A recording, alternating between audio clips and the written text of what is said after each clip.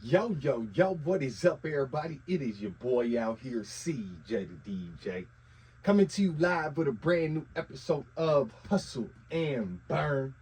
As always, man, appreciate y'all tuning in. It is Sunday. Hopefully, everybody had a great weekend. Hopefully, we can end it off right. Yeah, did. I know I had a good week, man. Again, I appreciate y'all tuning in. Shout out to the sponsors, man. Diamond Consulting. For any general contractors out there in the Front Range, Colorado area that may need or utilize subcontractors and any different scope of work, guys, new builds, remodels, renovations, contact Diamond Consulting today, 720-563-7452.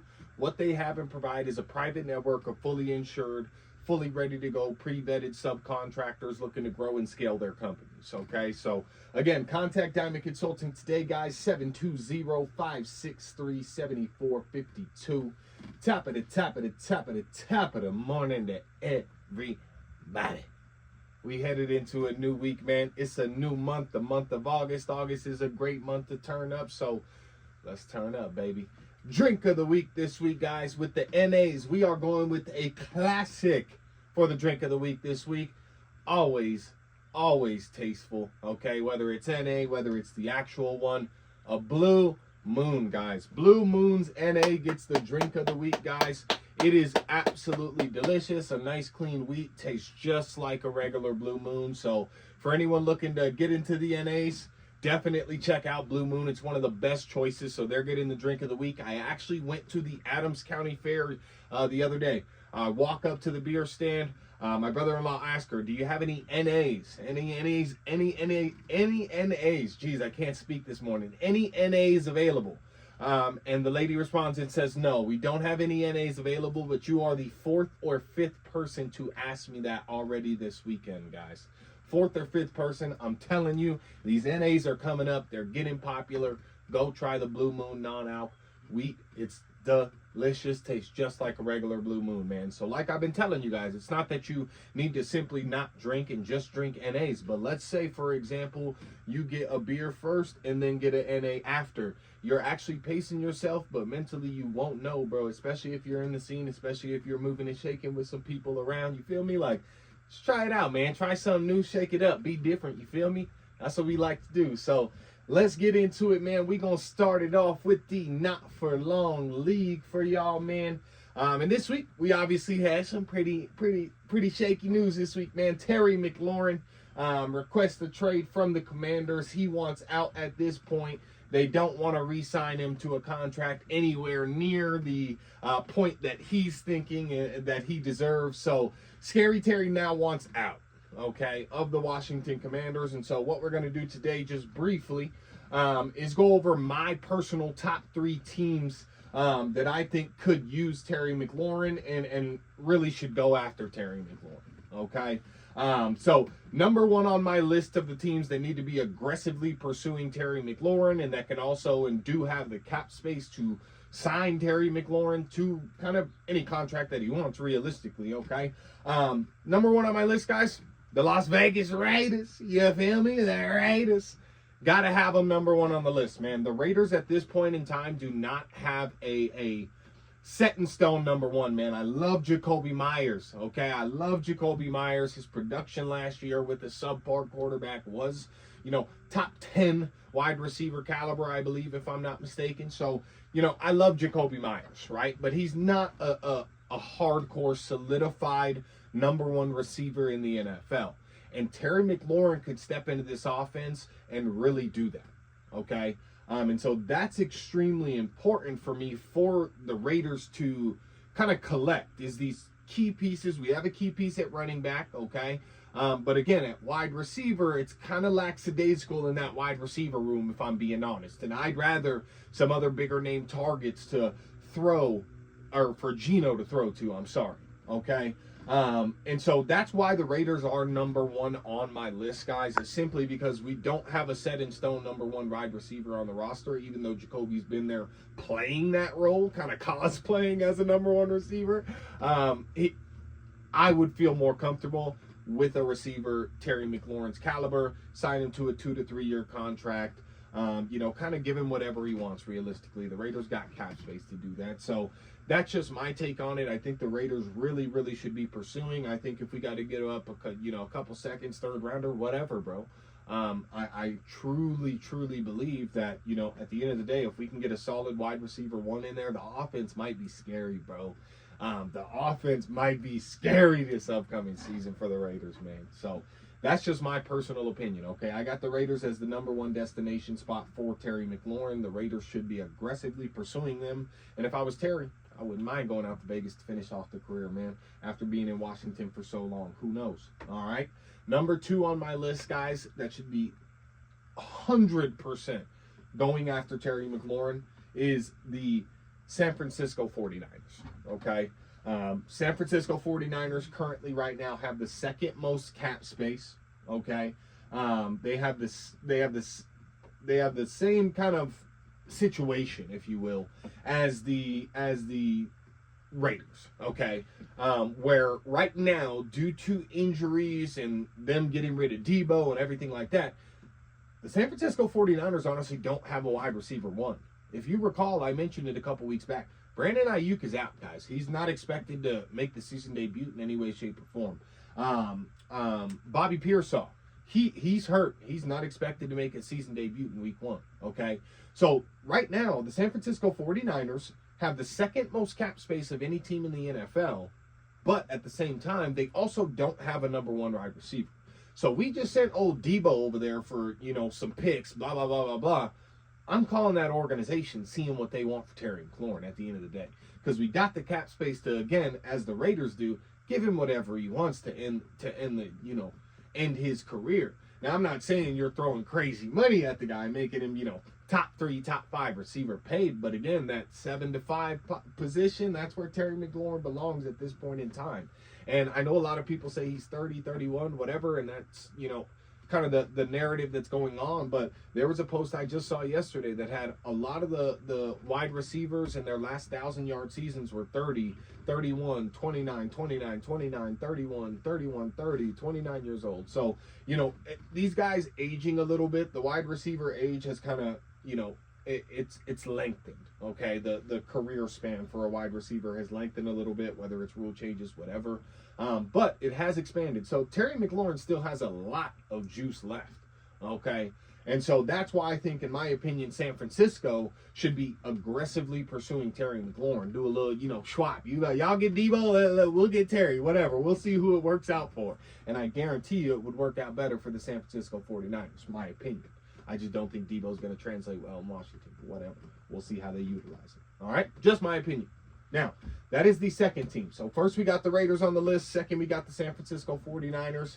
Third team that I have that should be aggressively pursuing Terry McLaurin right now, and it sounds like they potentially are, is the New England Patriots, guys. The New England Patriots, they quietly have Stephon Diggs on the roster. Obviously, they got, a lackluster quarterback in Drake May. Sounds like he's struggling in camp a little bit again.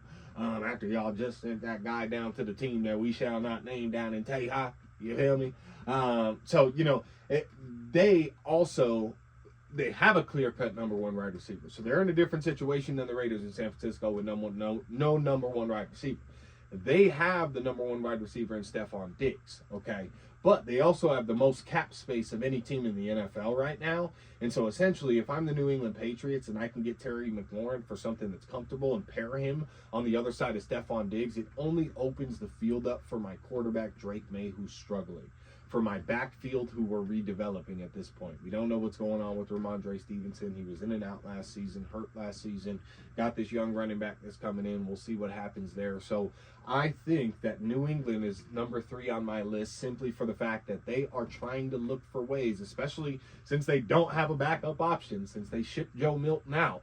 Okay, remember that? Shipped Joe Milton down because there were rumors that he was potentially outperforming Mr. One Drake May. All right. Shipped him down to the team down in Tejas that we shall not name on this podcast for this season. Okay? All right? So it's like, at the end of the day, man, I really think that they should be, and it sounds like, again, those are the rumors, that they are aggressively pursuing Terry McLaurin, and I would love to see him on the opposite side of Stephon Diggs to end his career, man. I think that would be dope. I think we're going to see some fireworks if Drake May can't step his play up when it comes to Stephon Diggs. So Terry McLaurin adds to that pressure for a young quarterback like him. So it could be shaky. There's a lot of things as an organization that you have to look into. But the bottom line, again, is having the threat of Stephon Diggs on one side and Terry McLaurin on the other side, or having them lined up next to each other, whatever the case may be. It's magic, bro. It's magic, and as an organization, you have to take that seriously. You have the cap space to really take that seriously. Why not, bro? I'm New England. I'm throwing the checkbook at my guy. All right? So, that's my top 3 teams, guys, that should be pursuing Terry McLaurin, and we'll touch base on Terry McLaurin in just a bit as well. But that's my top 3 teams, man. The Raiders need to pursue Terry McLaurin. San Francisco 49ers need to pursue Terry McLaurin. As well as the New England Patriots need to pursue Terry McLaurin, okay? All right, let's keep it pushing, keep it moving with the Not For Long League, man. We got Micah Parsons trade rumors. Of course, you know, Micah Parsons requested the trade from the team down in Tejas that we shall not name on this pod. But in my opinion, guys, Micah Parsons is not going anywhere, okay? This isn't going anywhere at all. And, you know, I understand the back and forth, the media things with Jerry. To me, this is way bigger than just Jerry not wanting to sign these players, okay? I think it's the message that the player, like the bigger thing here isn't the fact that Jerry Jones is being who Jerry Jones is. We know Jerry Jones to be this guy that wants to negotiate and wheel and deal, old school fucking 1970. You feel me? Like we know, all right, who Jerry Jones is. I think the bigger message within this, guys, is the message that the entire roster is sending to Jerry Jones. Imagine your entire active roster changing their profile pictures to Micah Parsons, fucking, you know, advocating for him publicly. God, just pay the man, CD says. You feel me? Like, it ain't got to be like this. This is ridiculous. Imagine your entire active roster doing that, okay? So the bigger picture here, guys, isn't Jerry Jones being Jerry Jones. The bigger picture is that the team is sending a message. Hey, if something doesn't change within this organization, it's about to fall.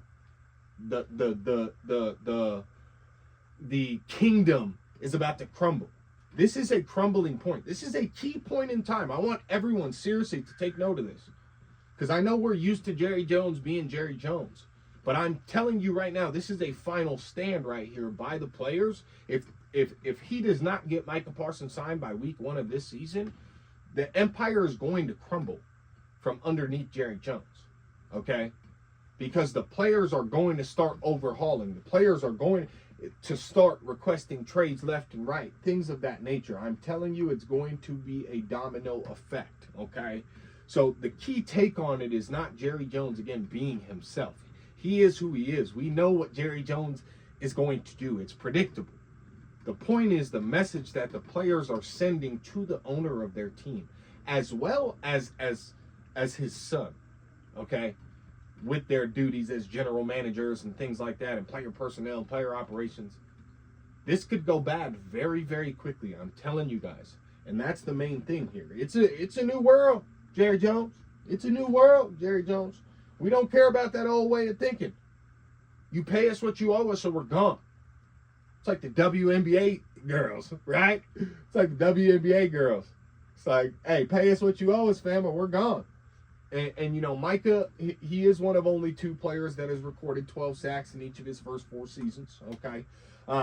You know, so despite a down year, kind of 2 years ago, an injury-plagued season last year, you know, he is elite, guys, when he is on the field and he is healthy. And he's been vocal about Jerry Jones and kind of the contract games and things like that. And Micah, at this point, guys, is just playing chess, not checkers, okay? Micah Parsons is not going anywhere. And I, again, predict he's going to be re-signed to the Cowboys with a deal that makes him the highest paid defensive player in the National Football League by week 1 of the NFL season, bro. Okay? Everyone saw Jerry Jones say, if I was a fan, I wouldn't lose any sleep over this. It's simply negotiating. Okay? Now, Jerry Jones says that, and everyone's like, oh, Jerry Jones, like, it's awful. This guy's such an idiot. And then Dan Quinn comes out and says this about the Terry McLaurin situation. For Terry, the trade request, that's part of normal business that's happening around the NFL. So that's out of Dan Quinn's mouth regarding the Terry McLaurin requesting a trade situation. He says, and I quote, for Terry and the trade request, that's part of the normal business that's happening around the NFL. Okay? So with that quote, again, Micah's not going nowhere. Micah ain't going nowhere. It's simply normalized now, guys. It's simply a negotiation tactic. It's bigger than a Jerry Jones problem, in my opinion, okay? It's that old school mindset, like I've been preaching to you about some of these organizations, man. The Cowboys, the Steelers, some of these guys, man, got to get out of these old ways and old habits of operations, man. Even the Bengals owner, like we mentioned that, showed that interview. Like, this shit is crazy, bro, okay? And it's that old school mindset. And some people like Dan Quinn, who actually was in the Jerry Jones organization, they know how to, handle it with grace. Whereas Jerry Jones is just going to say dumb shit like this, like. And so Jerry Jones is going to say shit like, I play that get mad at mommy and run to daddy. Like, what the fuck are you talking about, bro? That's disrespect. Like, bro, it's just, bro, it's to me, honestly, overall though, guys, it's not, especially in the entire NFL, it's not an owner problem, okay, fully. It's not a Micah Parsons problem, okay? It's just simply a Jerry Jones thinking he's the best negotiator in the league and he can swing it like he did back in the 90s, bro. Like, that's all it is. And that's why, again, I said the bigger message to me isn't the fact that Micah Parsons is requesting a trade or, Jerry Jones isn't going to sign Micah Parsons and he always does this. Yeah, he always does it. Jerry Jones is Jerry Jones. The bigger message is what the players are saying to the owner of this organization. If they do not re-sign Micah Parsons, the Cowboys organization is going to crumble quickly. I promise. Okay? Damn, I said their name. Whatever. I'm just telling you. Okay? That is what's going to happen in this case. All right? So it's not more so an owner problem with all these teams or anything like that. It's definitely not a Micah Parsons problem. It's just simply Jerry Jones being Jerry Jones. So don't read too much into it. As you can see from the Terry McLaurin situation and Dan Quinn's quote, that's simply part of business in the NFL now. It's simply a leverage tactic that these players use because they know they have value at the end of the day. They know a team might get a call from a couple teams and they're offering a couple first rounders and stuff like that, and they really start to see, damn, do we really want to give up this guy, man? They're only offering 1 first rounder and 2 seconds for him. Do we really want to give him up for that? Hell no. Well, let's see what we can do to get a deal done. You feel me? Like some shit like that. So that's just my guess. Obviously I ain't got no insider information, but I'm just telling you, I would assume that that's kind of what the players are going for in that situation. I'm telling you now, Micah Parsons isn't calling other teams. His agent isn't calling other teams like, hey, can we, see what you guys want to do to pick up Micah? He's interested. No, bro. No. He's working on a deal with Jerry Jones. I'm telling you right now. All right? Just keep it pushing. Keep it moving with the Not For Long League, man. Get on my boy Sheduer. Perfect timing. Man, I also called this shit, guys. Sheduer has went into training camp. He's working harder than everyone, man. And he's backing up what he says, bro. Okay? He's backing up what he says. Stats from his most recent camp, guys. 9 for 9. Dropping dimes. Perfect time. You hear me? Sheduer, 9 for 9, bro. 9 for 9. And then the Browns owner publicly comes out and says he didn't want Sheduer Sanders. That's just disrespectful, bro. Just disrespectful and unnecessary in my opinion. Okay? Yet you see Sheduer, man, he's having the #1 rookie jersey sales of any rookie ever in the history of the league since Deion Sanders, his own father. He's been poised. He's been professional. He showed up to camp early every single day, stayed late every day. His camp is making money. He's proven the doubters wrong. And yet the owner has to publicly say he didn't want him. And yet the narrative this week is that the Browns are looking to trade one of the quarterbacks in their QB room. It's foul, man. They just using this kid as leverage, man. Just using him as a show, basically. But, to me, Dylan Gabriel, for example, just went 1 for 5 in camp with no touchdowns and an interception. Sheduer literally went 9 for 9 with 5 touchdowns and no interceptions, bro. What are we even talking about? It's a 70% completion rate, bro. And the Browns are looking to reportedly trade a quarterback. Okay. What quarterback would that be? Not Joe Flacco. Kenny Pickett's hurt. Dylan Gabriel just went 1 for 5, no touchdowns and a pick in practice. And Sheduer just went 9 for 9 with 5 touchdowns. No picks. And all of a sudden rumors are swirling that y'all are looking to trade a quarterback. Are the Browns even trying to win football games? If this is to Browns fans. If your organization wanted to win football games in any way, shape, or form, Sheduer Sanders would already be the QB1. It's insane. The team is behind him. The players are behind him. They're releasing mic'd up shit. The guys love Sheduer, bro. And Sheduer's working hard. He's playing hard. He's showing that he has what it takes. Yet the owner's coming out saying this. Rumors are swelling. They're looking to trade people. Shit like that. It's just whack, bro. It is just whack. All right? And you know, Sheduer, man, all these guys are cornballs. Sheduer's going to keep doing what he's doing. I personally think if they do trade Sheduer, you know, I think to keep an eye on the Saints. I told my brother-in-law this last night. I really think if the Browns get rid of someone and someone's going to actively pursue Sheduer Sanders, guys, it's going to be the New Orleans Saints. I mentioned it previously on the pod when we were getting to the draft and right after the draft. I just don't understand when a coach says, fuck it, I'm not going to have a good quarterback this year. We're just going to succeed the season, whatever the case may be. We're looking at Arch Manning, okay, whatever. Like, no. I don't want to hear that at all, and I don't think Kellen Moore especially has that sort of mentality even in him. He's been a winner, again, every stop he's went for the last 6 to 8 seasons, bro.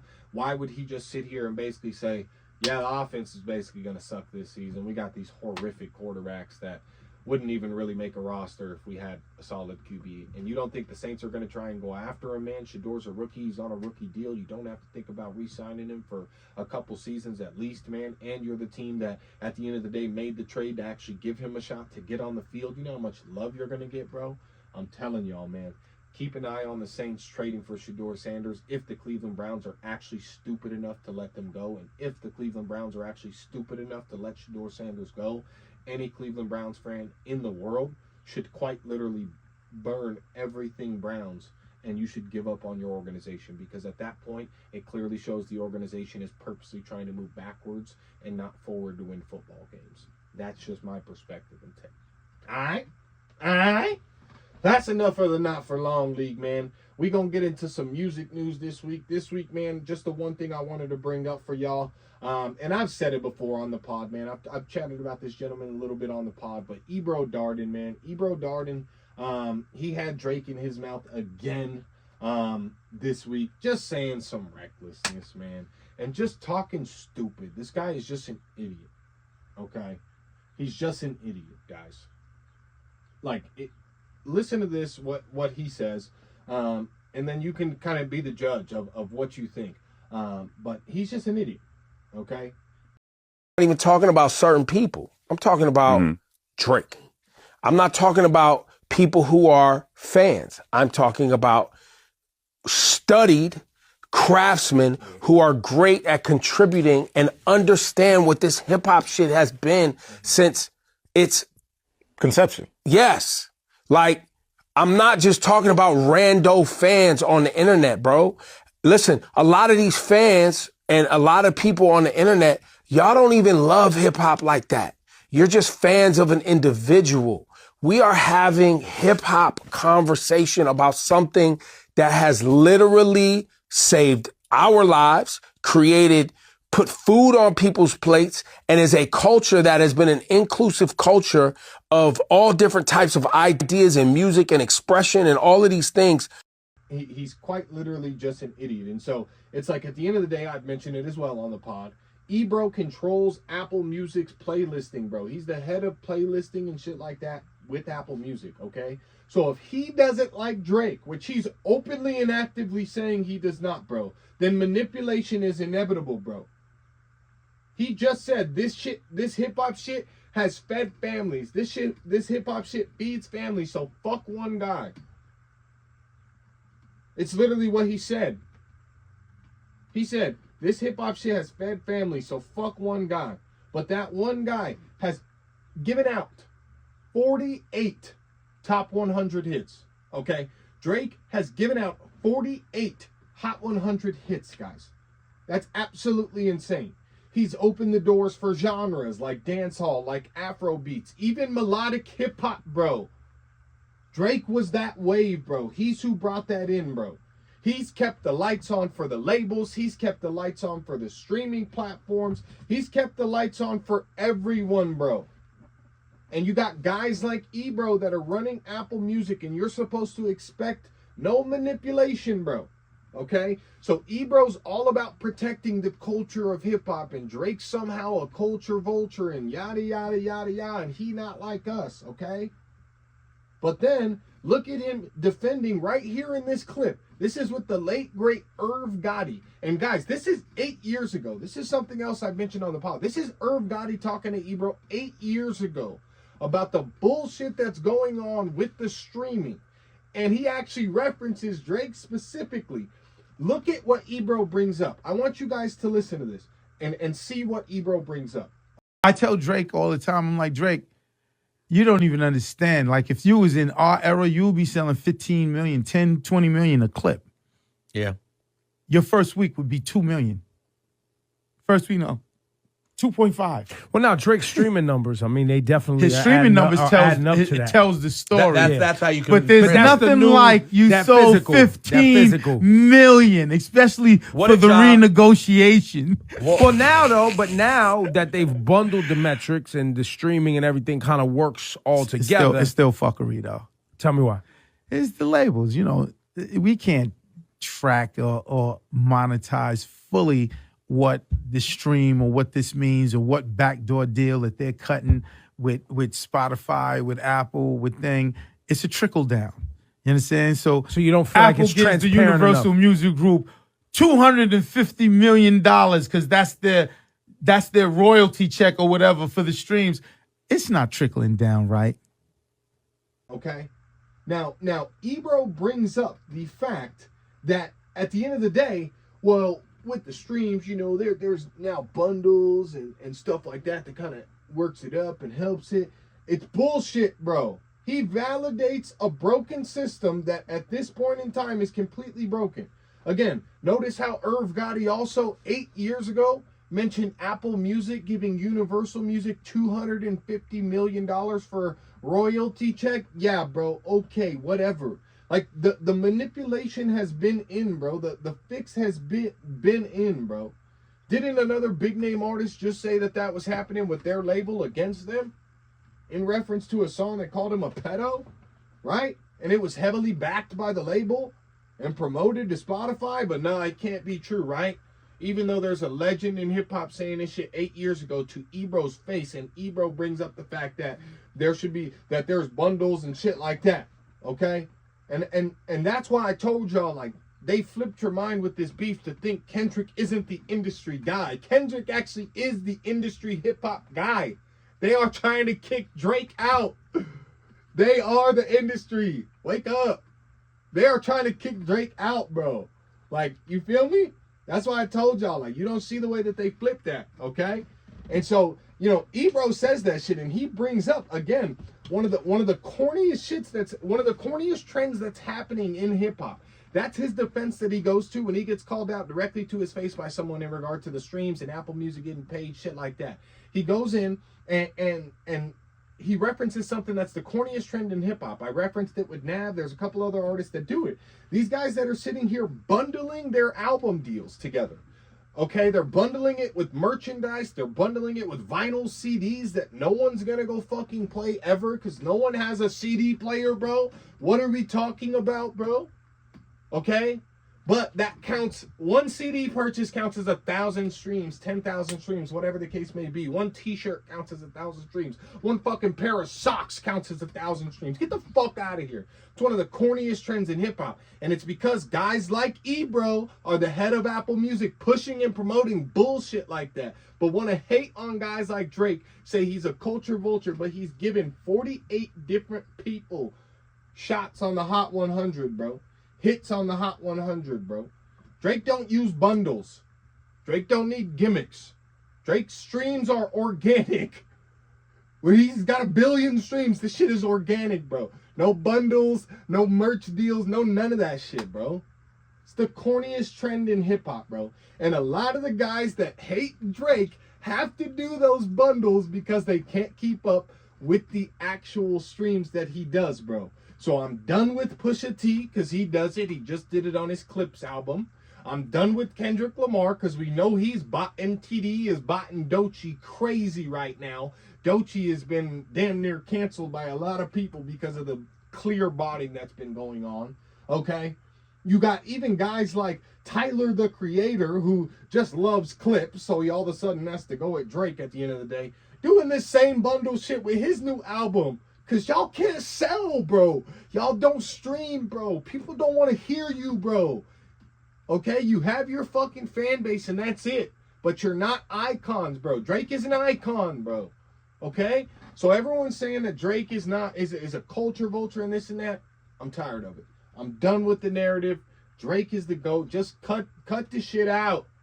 But understand that from Drake's perspective, guys like Ebro Darden, who are speaking on him publicly like that, are the head of these fucking streaming platforms. So, mark my words when I say, watch out for Drake having his own radio station soon. Watch out for Drake having an independent radio station that he can stream direct to consumer. Drake's record deal is about to be done. Okay? Drake's record deal is about to be done. Watch Drake go independent and completely change the landscape of this shit. Mark my words. I'm telling y'all now. All right? I'm telling y'all now, man. That's enough of the music. That's all I had to bring to y'all, because that clip of Ebro came across the timeline this week. He was talking reckless, and then I saw Irv Gotti in that video talking to him. Like, it's just the hypocrisy of these guys, bro. They want to push one narrative, but then at the same time, they want to push bullshit to play the system. Shut the fuck up, bro. We not here for it, bro. We're not trying to hear your old ass, bro. Go sit down somewhere, fam. I don't want to hear it, my guy. Oh, hip-hop, it was a baby. It raised everyone. Shut up. Shut up, bro. Don't nobody want to hear that old head shit. For real, bro. All right? Let's keep it pushing. Let's keep it moving, man. I'm going to give y'all a nice investment rap of the week this week, man. For this investment rap of the week, guys, just going to be giving y'all some quick news, and then I'm going to go dive in deep to one company that I've really been looking at and taking a look at. Y'all know I've been mentioning in the last couple weeks a couple companies, but today we'll take a bit deeper dive. So just for starters, guys, Apple beat earnings this week by double digits, okay? That's extremely important for Apple. They were having a bit shaky. People were starting to question the kind of landscape and trajectory of Apple as a whole, as a company, okay? iPhone sales were slowing down. Things like that, okay? Consumers were kind of getting tired of the Apple products, the Apple prices. They've now made a lot more affordable options, and I think, even though the adult crowd may not be utilizing those more affordable options, like I promise to God, a lot of probably 25 plus year olds aren't walking into the store like, oh yeah, let me get the iPhone 16e. That's like $599, you feel me? Like the kind of basic one. But I think the reason that it's working for Apple is because for the younger generation, for parents, for things like that, it's a lot easier for them to push those things. iPhone 16e is only $599 for you to buy for your kid instead of buying the $1,200 one that's the upgraded blah, blah, blah, blah, blah that they don't really need, right? And so I think that's what's kind of pushed Apple up a little bit. Again, they beat earnings by double-digit expectations, man. I'm expecting new all-time highs for Apple stock by the end of the year. So if you don't have Apple in your portfolio, or you do, I would begin looking at levels and actually, trying to see exactly where you can kind of fit in, okay, and get into Apple, all right? And for any of you guys that are looking for kind of any sort of trading or any just investing tips, guys, what I'm going to begin doing is I'm going to begin making streams on Twitch. They will be live streams, and then you can go back and watch them as well. I'll kind of upload the videos on the YouTube channels as well.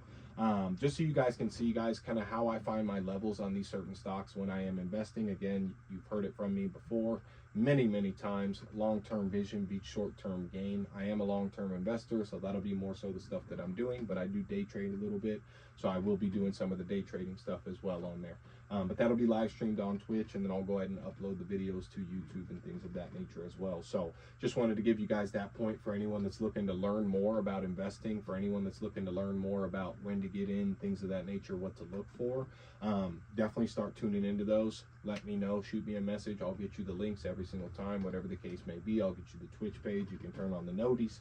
You feel me? But definitely going to be doing that for you guys a lot more, man. Because again, as we come up and as we progress, as we invest, guys, as we move into this new world that, in my opinion, is clearly developing, whether anyone's too distracted to see it or not, it's clearly developing around us in a rapid pace. Okay, a more rapid pace than you think. I really, really think at the end of the day that getting your investment knowledge down as best you can is going to be extremely important, guys. Again, we're not, taught this stuff. We're all just kind of thrown to the wolves and told to figure it out. We have to go find the information ourselves. I have a bit of information.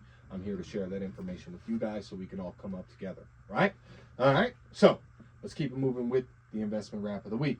The big thing I wanted to chat about this week, guys, is Meta. Okay, Meta, Facebook, whatever. But Meta this week, guys, I personally have honestly not added enough Meta to my portfolio. It's time to pay attention to Meta, for sure. It's been time, honestly, to pay attention to Meta. I've been sleeping on it. I've been looking at other stocks, things that I've mentioned. But I've slept on Meta. Zuckerberg is a weirdo, of course, right? Zuckerberg is a definite weirdo, but Meta at the end of the day, guys, is extremely essential, okay? Meta is extremely essential within kind of the landscape of the world and especially the future of the world, all right? Now, analysts have them at a strong buy as well as a strong hold. They have the most liquid cash. It's at record levels, their liquid cash. And, in my opinion, the reason that Meta is going to be a company that is long-term, okay, is because they have real world applications. So I'm not that worried about TikTok maybe taking over users and the number of users that are on TikTok and even Twitch and Kick and things like that. I'm not worried about the amount of users that are going on those because it's just doom scroll. Meta actually has real world application. They got the Meta glasses. They got, Facebook, Instagram, WhatsApp. You feel me? Like, they have real world application. They're also building wallets to go on blockchains now to have their own payment processing systems within their own system, to be their own system. Going to be extremely important. I'm keeping an eye on that for y'all. But Meta definitely, guys, is like, it has a spot in the future of communication in this AI and this business and virtual spaces world. So that's just kind of, my perspective, just an outlook on Meta and why I'm bringing it up to you guys. It's skyrocketed this week after earnings came out. They were amazing. Meta's doing amazing as a company, okay?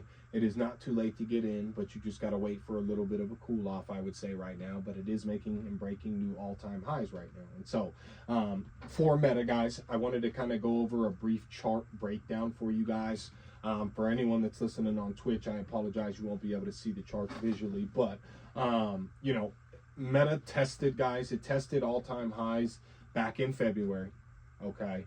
And then it tested the all-time highs again in June, all right? It recently failed a breakout, okay? You can see that, recently failed to break out of that exact same level, okay? At that all-time high level. So, what's going to happen with Meta, guys? It's going to break above this trend line. It's going to retest that trend line and confirm that it's respecting it and continue upward. That is one case scenario when you see a chart like this. The other case scenario is that it's going to cool off to the lower trend line and retest to see if it respects that bottom and then work its way back up. Okay? And, these charts that I'm showing you guys are the daily charts.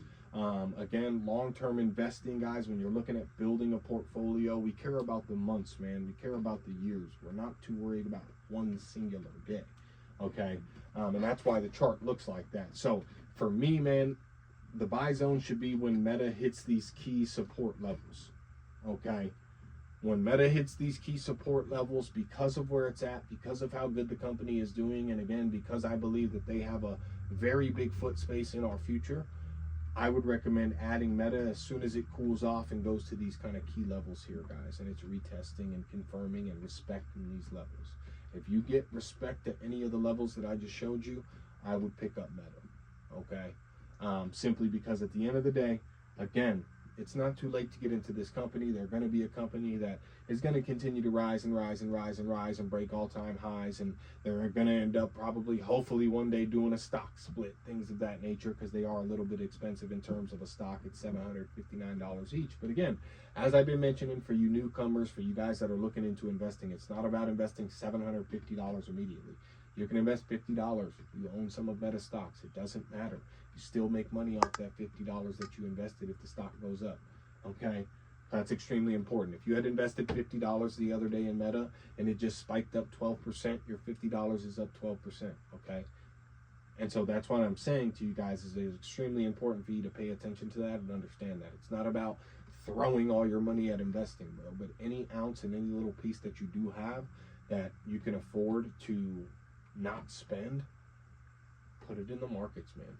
Put it in something, put it in some crypto if you want to put it in some crypto, whatever the case may be.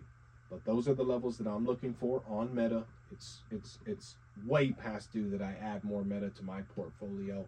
I've been too sleep on Meta, honestly, paying attention to other things. And speaking of Meta, due to the jump that they had, actually, this was absolutely insane. So due to the jump that they had, guys, it was 12%. They jumped 12% in a day after their Q2 earnings came out. Just absolutely amazing, okay? Mark Zuckerberg, guys, made not 1, not 5, not 10, not 20, $26.8 billion in a day, bro. $26.8 billion in a day because of a 12% spike in Meta. And I was just thinking to myself, like, how crazy it is that, like, for him, for billionaires, like, bro, him getting $26.8 billion, like, for him, it's basically for, like, a regular motherfucker like us getting, like, $1,000, bro. Like, that's how they treat a Billy. It's like 1K. Like, yeah, go ahead. Bye-bye. Or no, great, yeah, just deposit in the bank. Yeah, cool. Like, they like, it's literally like $1 billion to them is like $1,000 to us, man. It's just kind of crazy to me. But yeah, Zuck made $26.8 billion in one day this week, guys, on Friday. Absolutely crazy. Good for him, man. And that's what happens when you got the long-term vision and it's beating the short-term game, man. Don't go after that short-term gain. Go after the long-term vision. Keep focused, okay? Biggest news of the week, I would say, in terms of investing is who is not going to be investing anymore. Congress passes a law titled, guys, politicians can no longer trade stocks, okay? That is not the name of it. The bill name is this. Listen to this. The bill name that Congress passed is Preventing Elected Leaders from Owning Securities and Investments. Preventing elected leaders from owning securities and investments. AKA, guys, if you abbreviate that, the act is called the Pelosi Act. All right? The Pelosi Act, man. Why this matters, guys, for those that don't know, Nancy Pelosi is a sitting member, here on Congress, okay? And at the end of the day, she makes $174,000 a year, guys. But she is worth $430 million, okay? Okay? And that's not from her salary, obviously. That's a huge conflict. It's a huge conflict. So Nancy Pelosi, somehow, some way, she claims she's not insider trading, but somehow, some way, I believe if you calculate like 174,000, she's been a member of Congress for like 30-something years. You can round it up to 40. 174K. Let's see, bro. Let's do it right now real quick for y'all. Let me see. 174,000, bro. 174,000 times, we'll say 40. Oh, where'd you go? 174,000, guys, times 40. Listen to this. $174,000, which is her annual salary, times 40. Is $6.96 million, bro. Okay, so we'll round it up. We'll say Nancy Pelosi at the end of the day has had a salary of $7 million. Okay, yet Nancy Pelosi's net worth is $430 million, bro. $430 million, bro. That is absolutely insane. $430 million, guys, is Nancy Pelosi's net worth, okay? And that's just absolutely crazy. And so they passed this bill literally titled the Pelosi Act. She's still on CNN trying to say she's not day trading or not insider trading. Whatever, lady. We ain't trying to hear all that, okay? You could have been helped your district, which is like San Francisco, but you didn't, okay? It's disgusting there now. You let your entire district fall to the wayside while you were getting rich by the means of like 400 million extra dollars, bro. That's absolutely insane. It's disgusting. And you know, these career politicians are doing things like that while their cities fall apart around them. Another thing I was highlighting to someone is the city of Denver, man. And y'all know I don't get political on this shit, but this shit is just crazy to me, yo. Like the city of Denver, guys, is laying off. They let city workers. The city of Denver is laying off workers because the city has a budget deficit. Okay, so they are laying people off. City employees, because they cannot pay them. They don't know how they're going to pay them. The governor just signed off on a $100 million deal to revive 16th Street after they just poured all that money into reviving 16th Street. Just had a huge announcement. Now you're pouring $100 million more into reviving 16th Street in downtown Denver. Yet you're laying off city workers because you have a budget deficit. It's all ass backwards, bro. It's all ass backwards. And that's why I tell y'all, man, to focus up, pay attention to real life shit that's going on. Like, how the fuck in 1 week did I hear the city of Denver is paying off or laying off workers because of a budget deficit? And in the exact same week, the city of Denver signs a $100 million deal to revive downtown Denver around 16th Street, which they just did and had a huge announcement and rollout surrounding it. It's crazy to me. And it's the same thing with Nancy Pelosi, man. And that's why I've been telling y'all guys, just pay attention to real world stuff. Don't be distracted by any of the nonsense that's going on, okay? It's a brand new month, as I mentioned on the beginning of the pod. It's a great month. August is a great month for money, guys. So get you some money. Stay focused. Be smart. Be calculated, man. And let's continue climbing up these mountaintops, man, okay? Let's continue climbing up these mountaintops together. If you're chasing greatness, this is something that I also heard this week as well that I wanted to put on y'all plate that's been heavy on my mind. Like, if you're chasing greatness, and I've mentioned this briefly on the pod, but if you're chasing greatness, guys, at the end of the day, life is going to be harder, okay? Like, life is going to be hard. If you chose an average life, you'd have average shit happen to you. But you chose a great life, so you're going to have some extreme shit happen to you. You're going to have some great shit happen to you. You also going to have the opposite of that, which is some really bad shit happening to you. Okay? But if you're down, just remember that the cards always fall how they're supposed to. Okay? The cards always fall how they're supposed to. You chose this life, so expect it to be harder and play the long game. You chose this life, so expect this life to be hard, guys, and just play the long game. Just play the long game, fam. Okay? Not everything needs to be so snip, snap, quick, quack. You feel me? Not everything needs to be like that. Play the long game, man. All right? One of my favorite quotes of all time to end the pod comes from the greatest of all time, Drake, man. And he says, and I quote, just give it time. Just give it time. We'll see who's still around a decade from now. It's one of my favorite quotes of all time. I'm going to send y'all off with that. Just give it time. We'll see who's still around a decade from now. That's real. It's been an episode of Hustle and Burn, man. I appreciate y'all tuning in. We out.